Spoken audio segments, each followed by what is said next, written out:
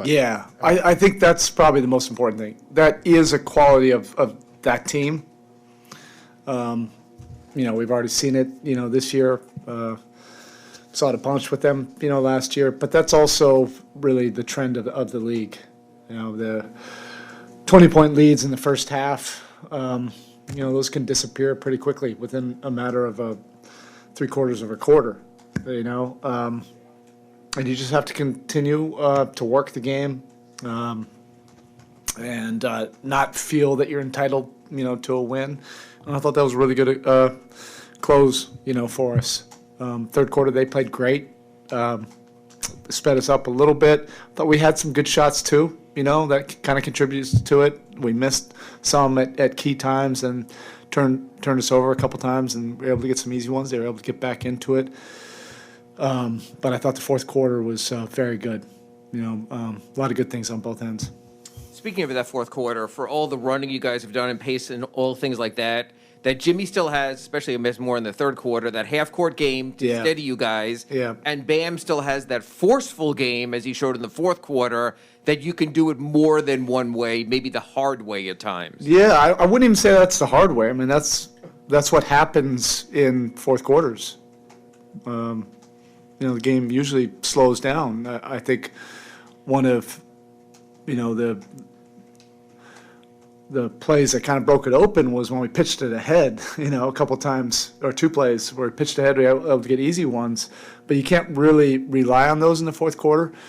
So you need, a guy like Jimmy. Jimmy's a closer in this league, and he's played closing basketball for our franchise for a couple of years where our pace has been a little bit different. So went right back into that comfort zone there.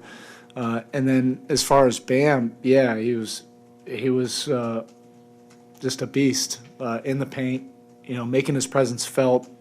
He was a force in nature, getting to the rim in a lot of different ways, either offensive rebounding or dishes or taking a mismatch and just getting right to his spot underneath the basket. Those were big time plays. And then Tyler, had a lot of plays as well.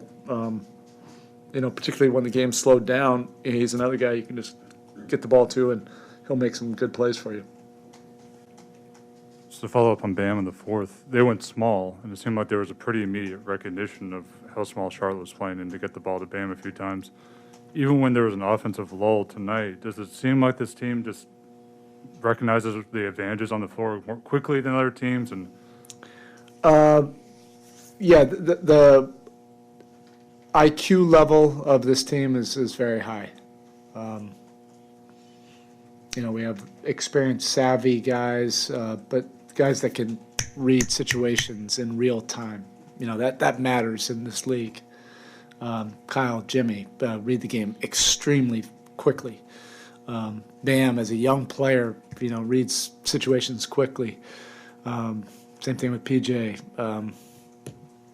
So Bam's advantage with his strength and force was big for us.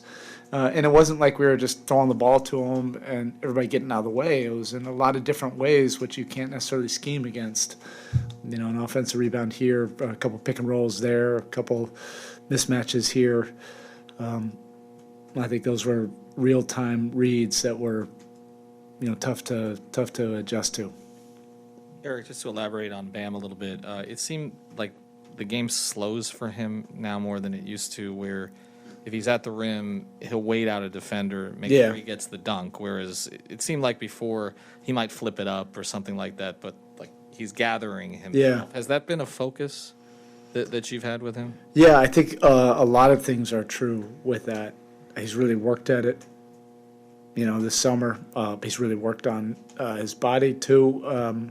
He wasn't able to do that last year coming out of the finals with his shoulder injury. I think the experience of playing on playoff teams, playing this summer for the USA team, all of this just contributes and adds to his IQ. And I think everything just kind of, the game, slows down for you and you're able to process things, on your terms. And that's, I think, what you're seeing more than anything. Another tough shooting night for Duncan from three-point range.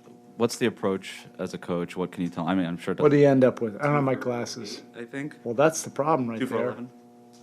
Oh, okay. I know it doesn't I was help going to say, if he didn't get double digit, I would have been really upset with him.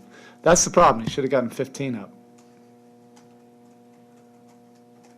And then Kyle has yet to score in double figures for you, is struggling with the shot. Is there a reason for that? Is it an adjustment? Why do you think that is? Yeah, I think what you're seeing is a remarkable quarterback play right now. That's really intentional. Him coming to a new franchise, I think he's really been intentional about getting the ball to guys and allowing them to have opportunities to score. He's really playing pass first, pass second, pass third, right now. And I think that's a beautiful quality of his to be able to come to this situation and allow everybody else to feel comfortable. When that's a tough thing to do. Normally you're trying to find your own comfort zone, but he's thinking about everybody else. And you can see where everybody is really benefited, from that. And I do know that, at some point we're going to need his scoring, and he'll be able to provide that. I know that we'll need, Jimmy's playmaking, as he's done for a couple years for us. And Bam's playmaking, we'll need that at some point. But right now, this is a good rhythm and a good flow, with Kyle playing in this manner. But it's a long season, and things, we'll need all of it, at some point.